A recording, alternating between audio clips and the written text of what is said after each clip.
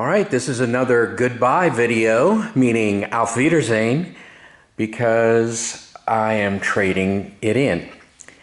So this is a 2023 Volvo XC90 B6. It has a few extra options in it. I'll go over that. And I'm getting ready to trade it in. And that is because I am older now. And even though I used to buy used luxury vehicles and keep them up and use them as commuter cars to work, and now I'm retired and I don't pull engines and tear them apart and put them back together anymore.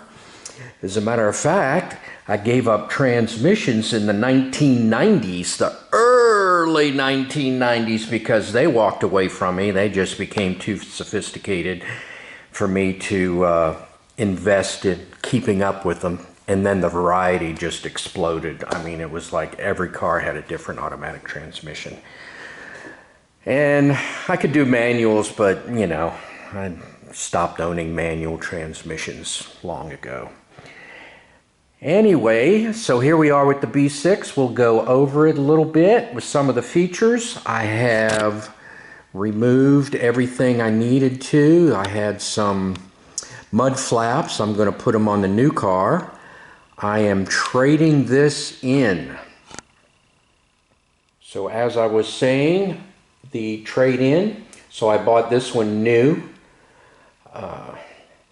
0 miles, you know, the few miles that are on it from the dealer lot. I have a video where I showed the price, and when I get the new one, I'll show what I got for the trade-in and the price on the new 2026 B6 Ultimate that I'm trading this 2023 B6 Ultima in for.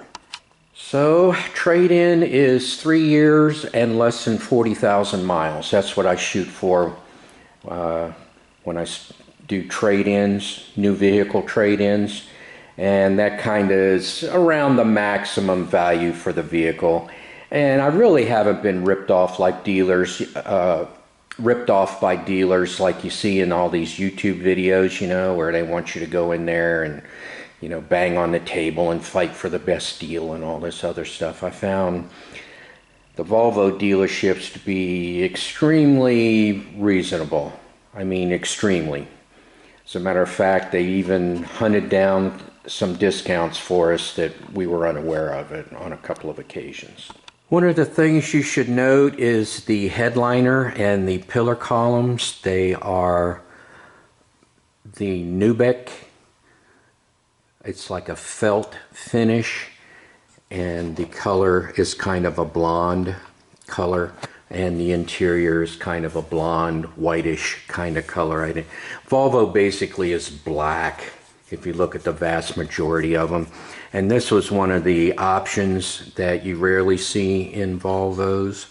And that only comes with the seat option, the seat massage option. And to activate the seat massage option, you just you push it in and that activates it.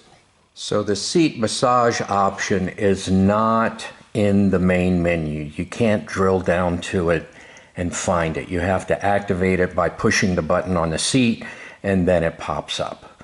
So that's an interesting thing. There are some other features that I'll show in the center console that are kind of strange, in that, you know, you have to dig down through the menu to find them. Some of them are graphic, some of them are text, and it's just a wide variety of different options. Although I do like the updates. The updates are fantastic in that it's over the air, OTA. So, you know, you get in the car and it might acknowledge it, or it might say one's available and you gotta close the doors and lock it, and then it'll update, you know, different scenarios. Sometimes it's just magically appears, and other times I see the notification and I gotta lock the car up to activate it. So we will go for a drive, and I'll show you the different features. One thing that's interesting is the glove box. And what I mean by that is it's activated by push button.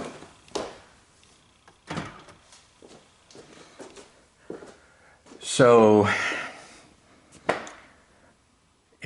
there's no key, there's no switch on the glove box, it just closes right up and you push the button to activate it.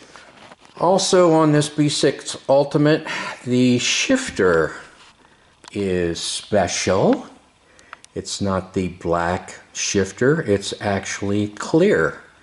It's a crystal, so it's nice, and the rest, everything else is just kind of pretty much standard.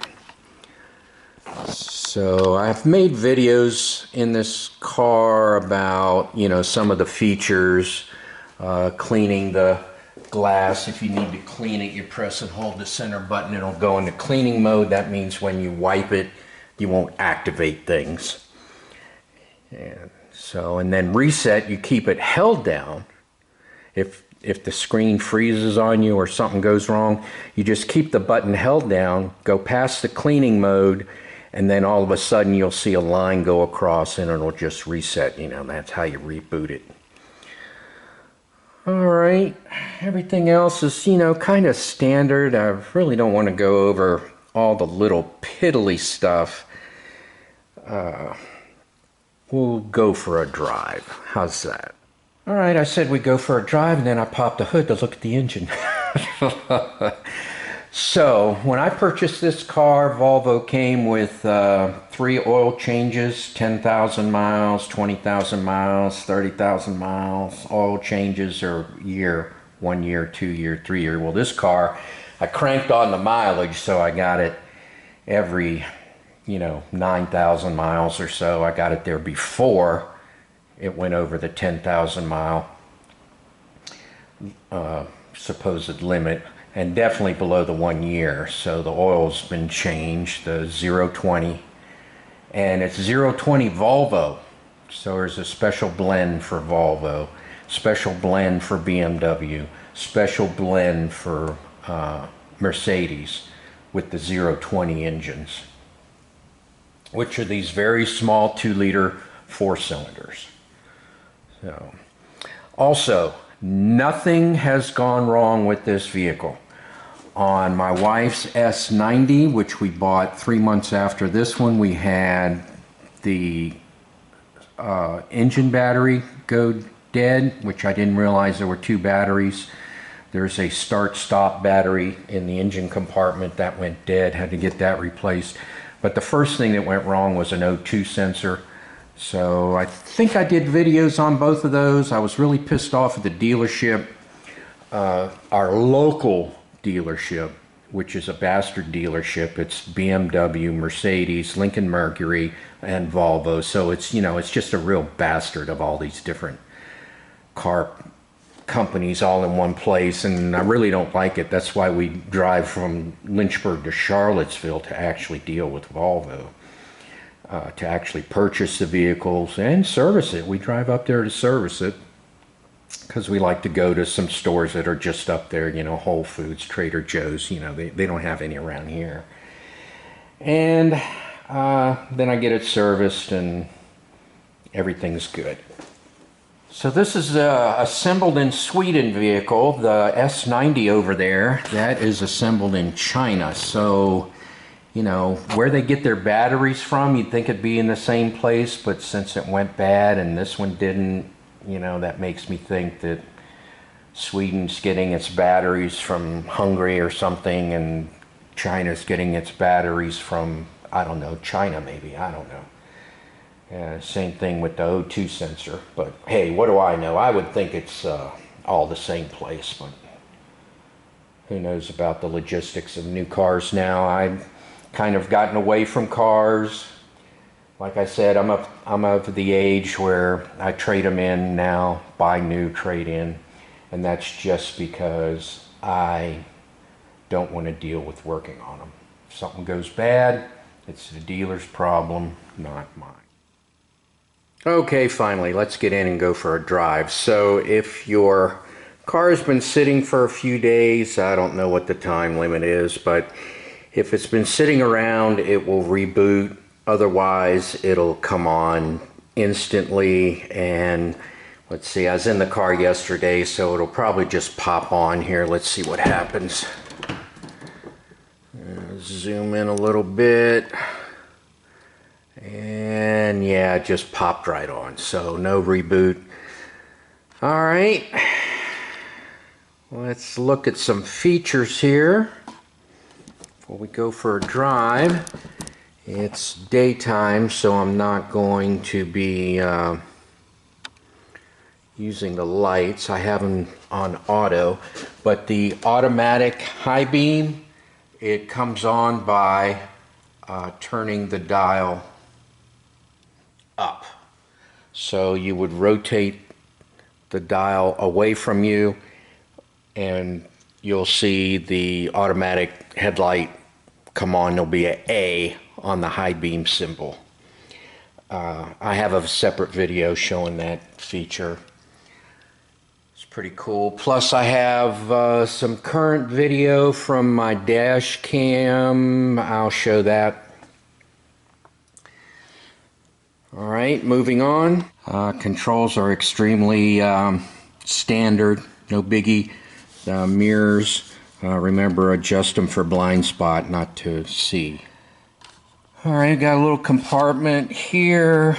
The handle does not go through. On the S90 it does go through, so if you put something in here, it'll drop into the compartment on the S90, but here we can junk it all up with chains and crap. All right, down here we have the OBD port and the hood release handle and a very nice storage compartment. I usually keep some keys, house keys or something in here.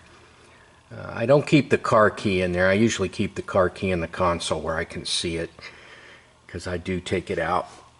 I went over this on another video to pop up the rear. Quite a few features there. Like I said, I take the key and I toss it in the center console. There used to be a symbol for the key to be placed there. Let's see if it's still there. Alright, there is a little key thing right there at the bottom of the forward cup holder for you to put your key in. Of course, no one puts it there. You put your cup holder. You put your drink there, right? One thing I need to caution you about, especially if you buy this car, you'll hear it rattling around. Don't put change up here. It'll slide down and go into the console, and I just haven't been able to take it apart far enough to get to it. It's caught.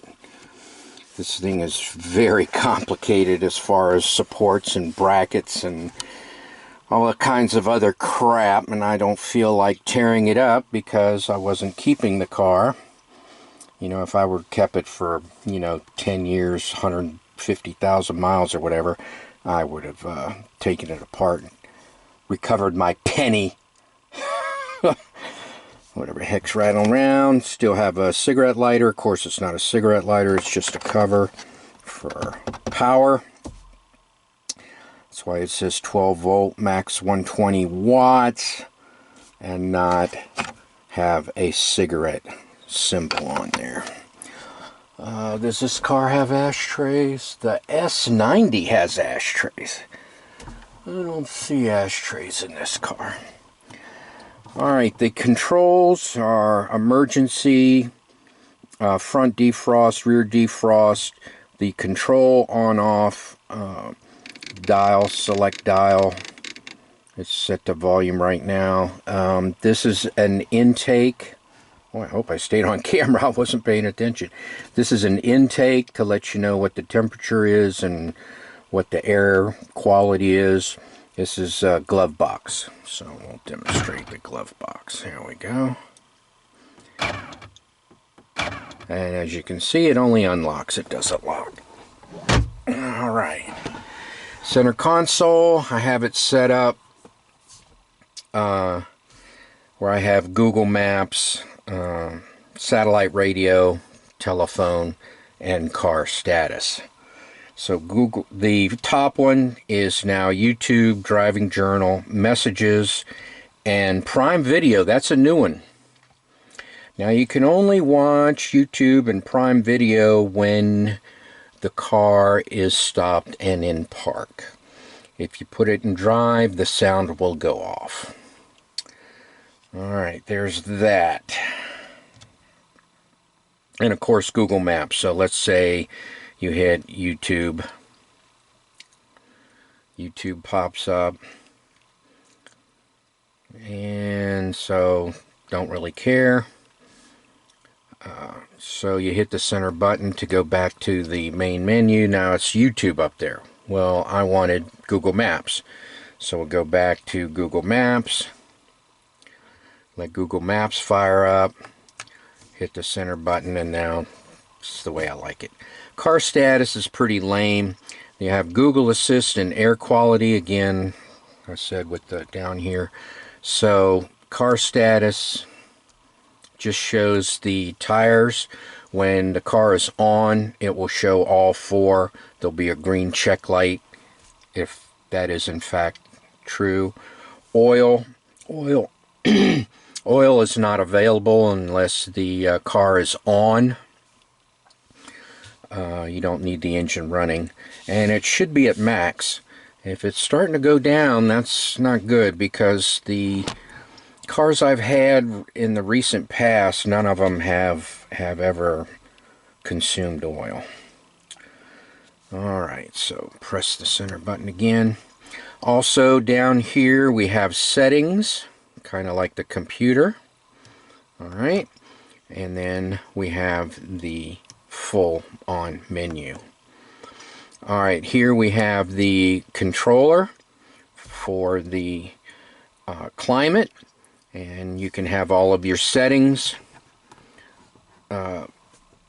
which is kind of weird. This is your default fan setting, so you can have it default low or default high or on max, you know. So, but that's default. It will go into automatic and speed it up or slow it down as required. Of course, recirculate, and then your defrost cycles. Alright, now like I said, the massage, the seat massage, I don't know if I can activate it.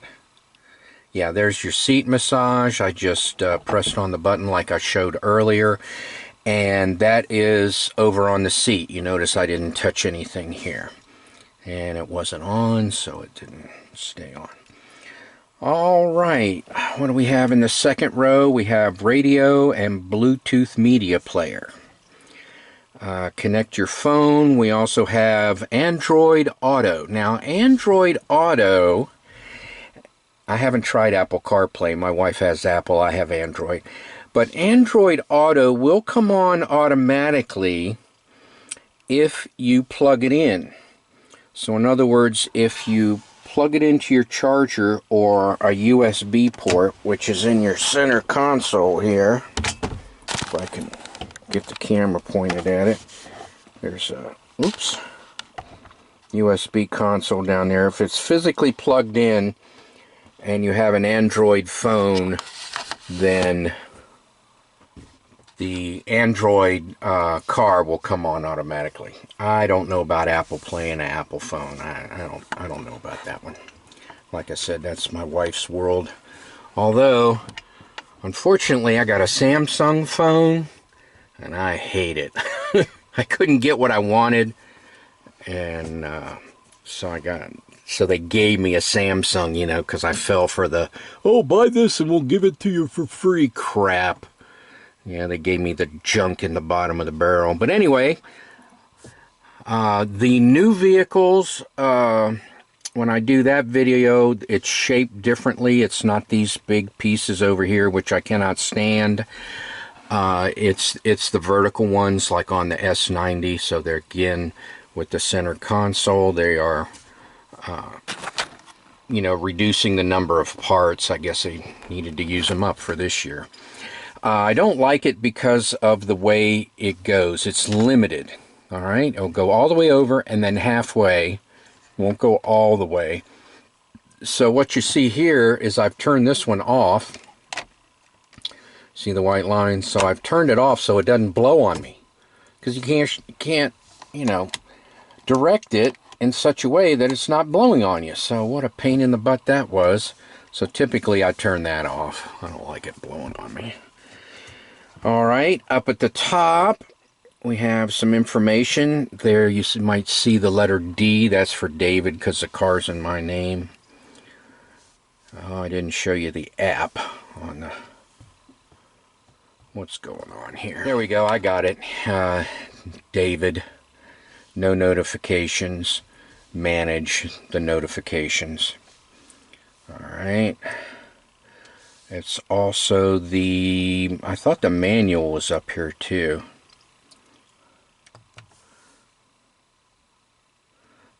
Can't even remember now.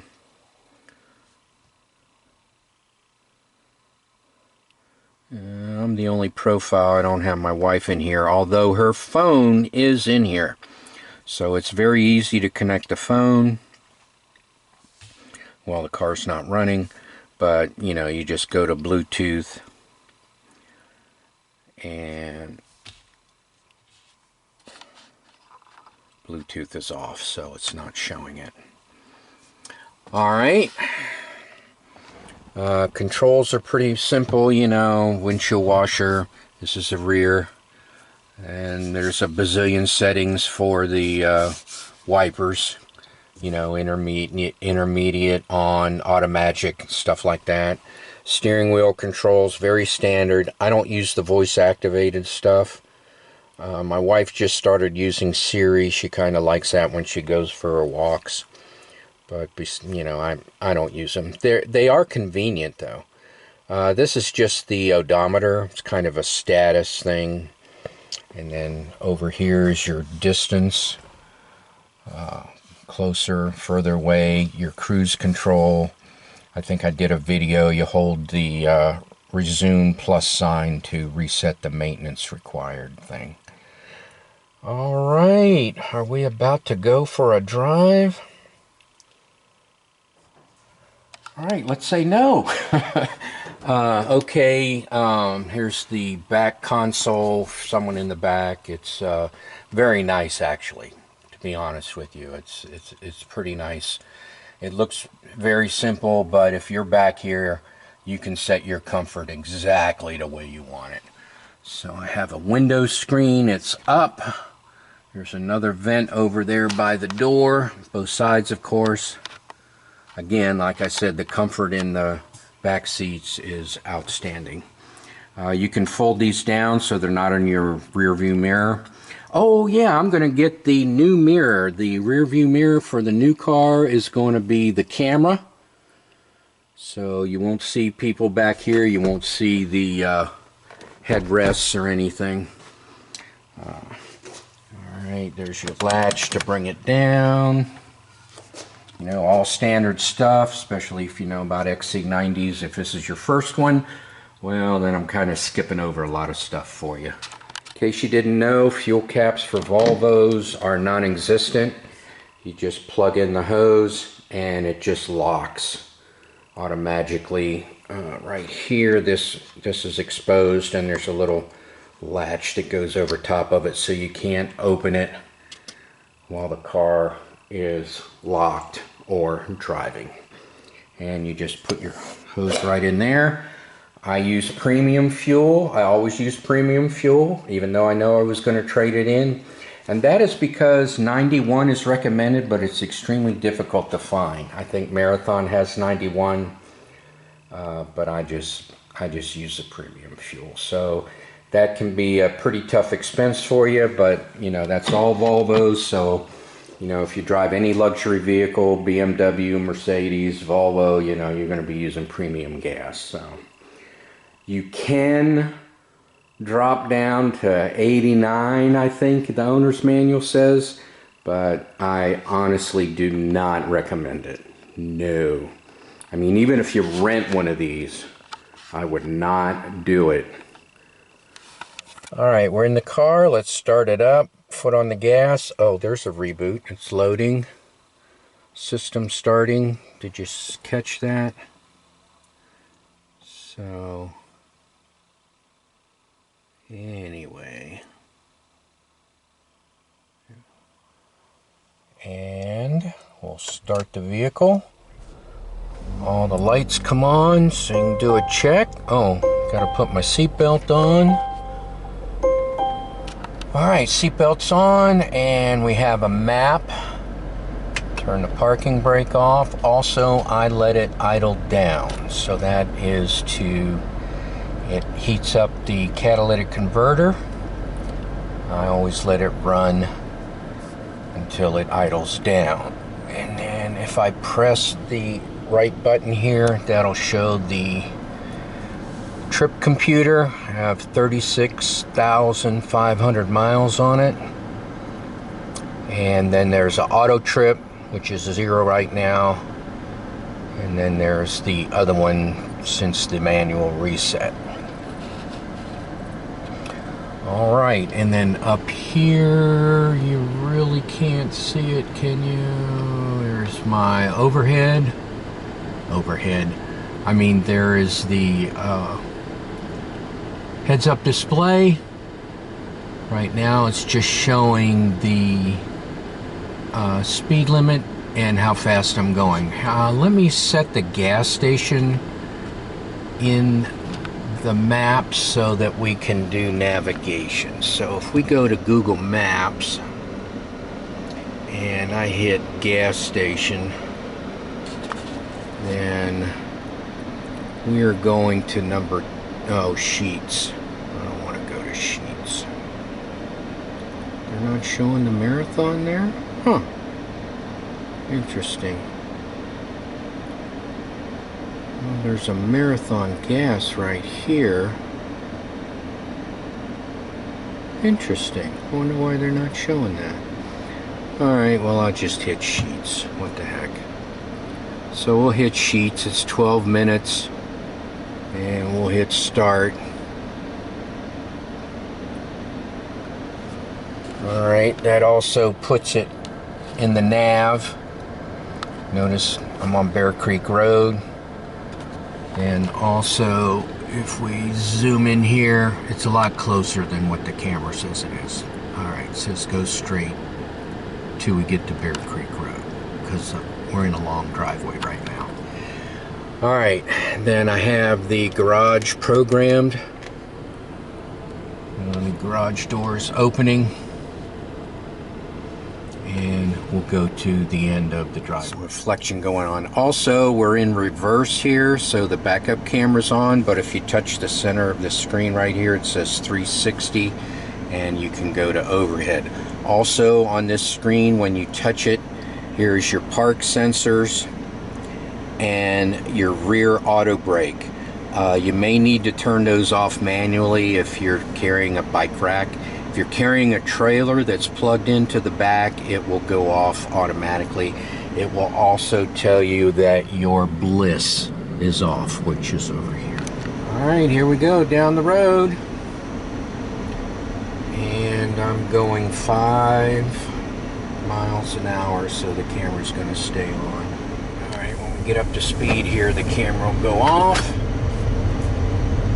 Now let's drive on down the road here. In a quarter mile, turn right onto State Highway 24 East.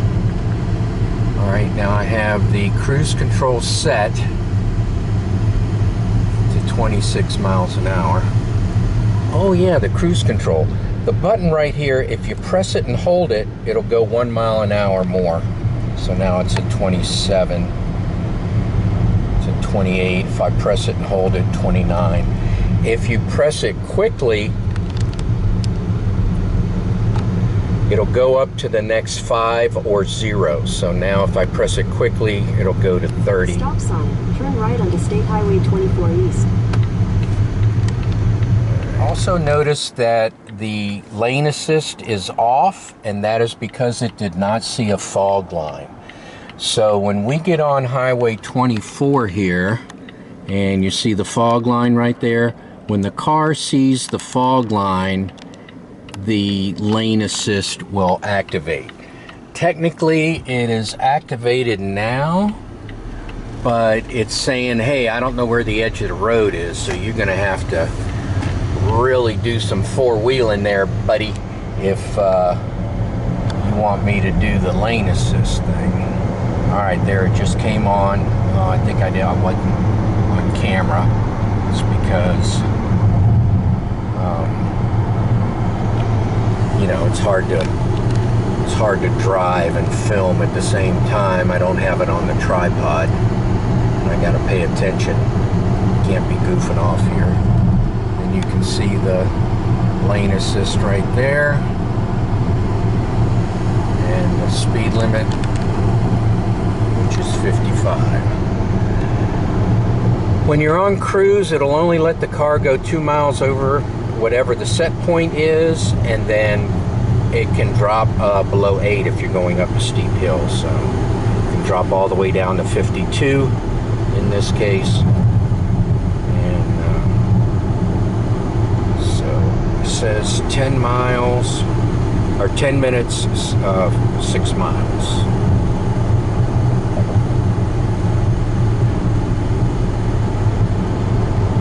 All right, let me throw in some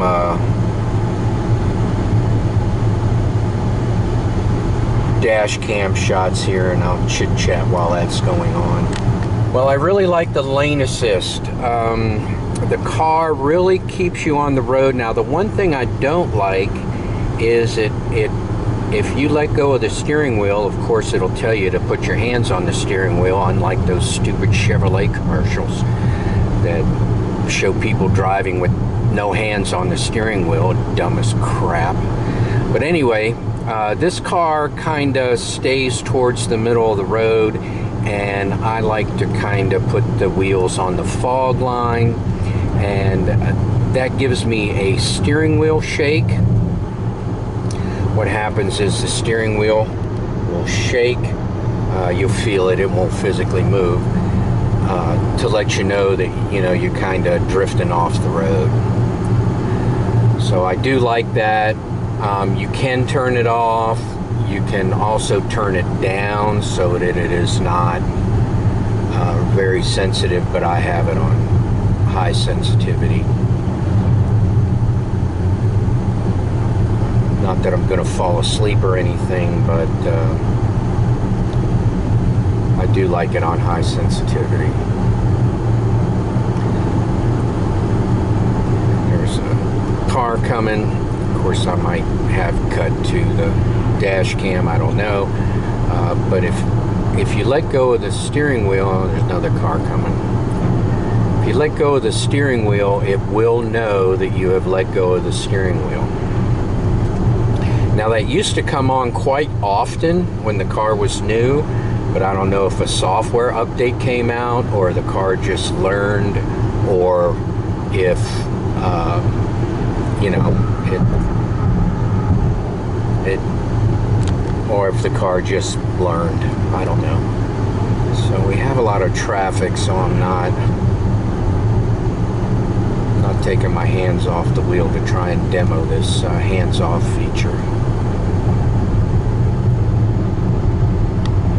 The heads-up display is very big, but on the camera you can hardly see it at all. It looks like two little white dots there. You can see how the dash is. Of course, I have the light reflecting because I'm driving in towards the sun.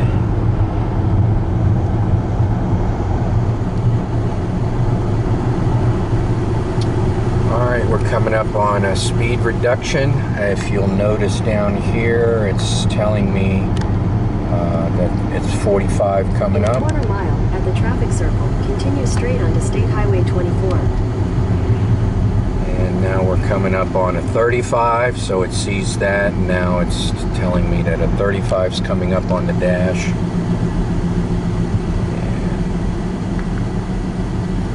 And I just hit the center cruise control button and it locked it in at 35. And we've got a circle coming up here, which is about a 20-mile-an-hour circle.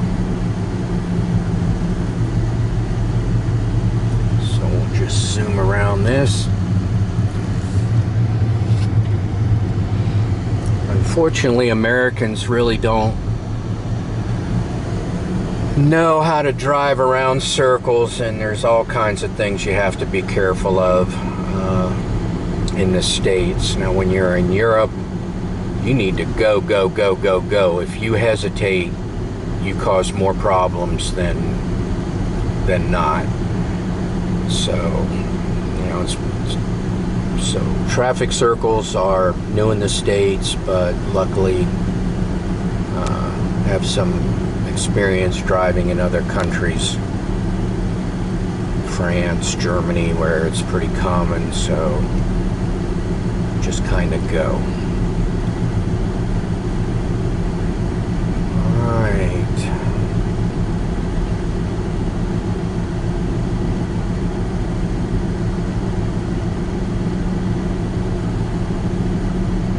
So notice that the lane assist has been grayed out, and that is because it does not see the fog line. So if you look on the side of the road here, you see it's like a double lane, but there's no fog line. It doesn't see the fog line, so it doesn't know where the lane ends. In a quarter mile, turn right. Alright, we're coming up on Sheets. And again, that is much larger to the naked eye than me having to zoom in with the camera. Alright, I'm going to turn in, get some gas. Alright, the camera came on because I was going real slow and I was next to the curb for the pump. Alright, now I'm going to shut the car off, but I can show you a neat feature. You can put it in park, pull the brake up, the car will shut itself off, see the green light, and then you can get out of the car and throw the trash in the dump or whatever the heck you're doing, come back in, put it in drive and go. Alright, so the fuel is out of focus. The fuel, let's see if I can zoom in here. More better. Notice that the arrow is pointing to the right. That means the fuel door that I showed you earlier is over on the right side. So that's where you fill it up at. So I'll go do that. Well, I tell you what, this sun is vicious here. So anyway, we're back in the car, fired up, and we see we have a range of 520 miles. That's sort of correct. I have gotten over 30 once or twice. I think the best I've ever done was like 31.8. Couldn't quite hit 32, and that was at highway speed. Also notice that it is 36 degrees Fahrenheit, and I have this set to automatic, but the seats and steering wheel came on for both the passenger and the driver. So the of course the passenger doesn't have a steering wheel. Alright, whoops, didn't mean to do that. Alright, trying to keep the sun off the camera. We'll get turned around here and head on back home. And so between going grocery shopping today and driving to the dealer, which is 60 miles away, tomorrow to trade in the car, I'll take about at least 100 miles off of it, so it'll be at 3/4 or better when I trade it in. I mean, don't need to trade it in empty. Anyway, okay, let's go back home. State Highway 24 West. Alright, I hit the navigation for home, which reminds me there is a full reset on the center console. Turn left onto State Highway 24 West. I think I showed that one time when it froze up. State Highway 24 West for 1 mile. I think I showed that one time on a full reset because it froze up or wouldn't come on or something. Anyway, I showed how to reset it. And The reason I said that was you want to do a factory reset before trade-in, but since I'm going to the dealer, I know they're going to do a factory reset. Clear all my personal stuff out of here, all the settings, go back to factory default and all that good junk. In other words, when I park the car at the dealership and we go in to start negotiating for the new vehicle, I am not going to have to go through the menu and clear it out myself. I mean, they're going to want to take this all the way back and give it the once over and make sure that, you know, it still has a transmission that works in it. Also, the trade-in, my wife asked me just before I left, and I dug out the paperwork, and I am looking for $39,000. That's what I'm going to try and do. Oh, we're coming up on school, so I want to show that. It's a 25 mile an hour thing, so I'm going to reduce speed to 25. And it did not see the sign. Normally it'll see the sign and it'll start saying 25 and school and all that stuff, but somehow I missed the sign. The road kind of curved to the left. Sometimes it does that. In 1,000 feet at the traffic circle, continue straight onto State Highway 24. But that's okay. I slowed down.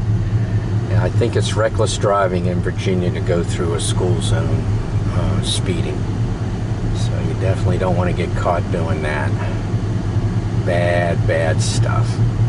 Oh, also it does not see the end of school zone sign, so it will not come out of the school zone mode until it sees a speed limit sign. So that is one little catch that I did notice.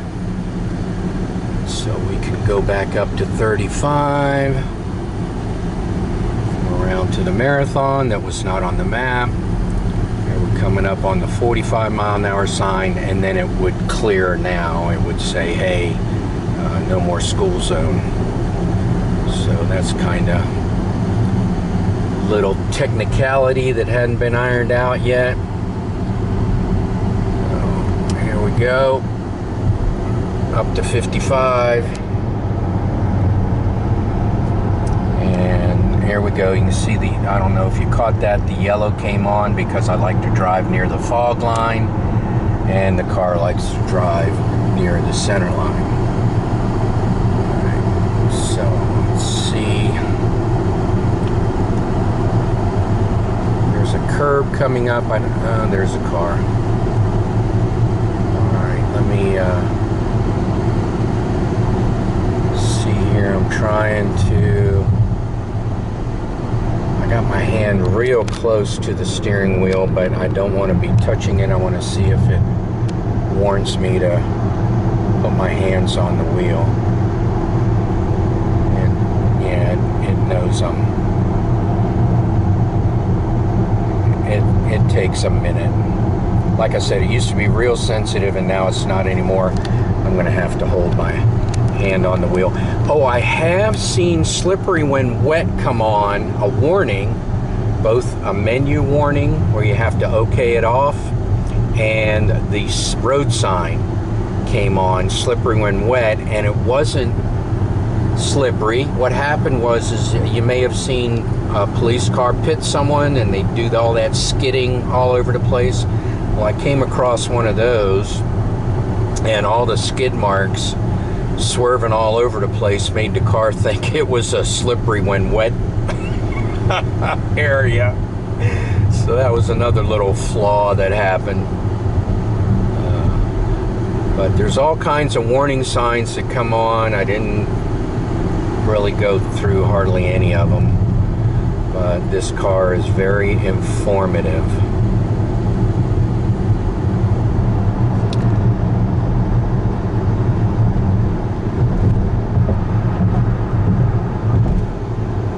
And if I haven't already, I'm going to show some night shots.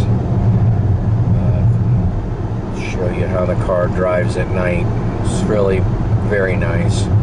We have a person here. I'm going to get over. I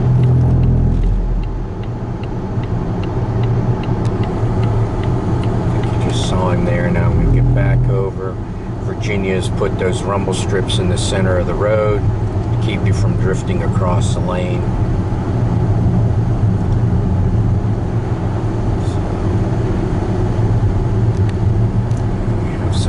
construction going on here, just like we have some stuff going on at my house.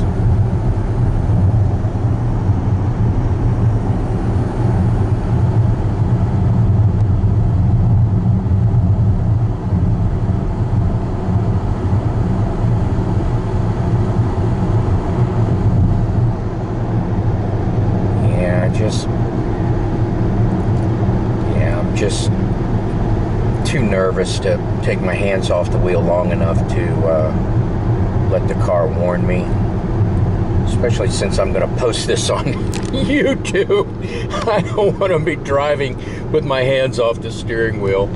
That's kind of dumb, because I just bitched about that Chevrolet commercial where they do that. It's so dumb. But anyway, you know, you want to drive safe, pay attention.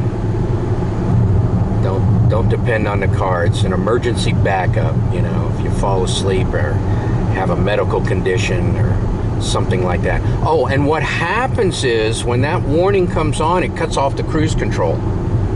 And it doesn't stop the vehicle, but it cuts off the cruise control, and unless you put your foot on the gas, it'll just come to a slow stop. It'll just slowly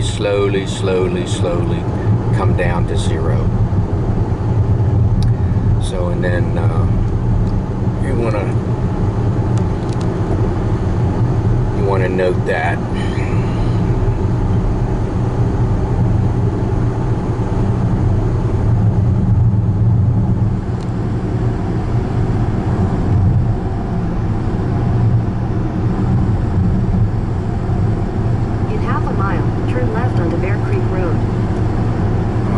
Gave me my first notice to turn at a half a mile, and I'll kill the cruise control, turn on my blinker here because I have someone behind me, and just wanted to take the second left onto Bear Creek Road. So we'll turn here onto Bear Creek Road. I don't know what it meant by second left. Oh, and back into the sun, so I'm probably gonna kill the camera now that we're road for a quarter mile. Yeah, that's home. I'm going to kill the navigation.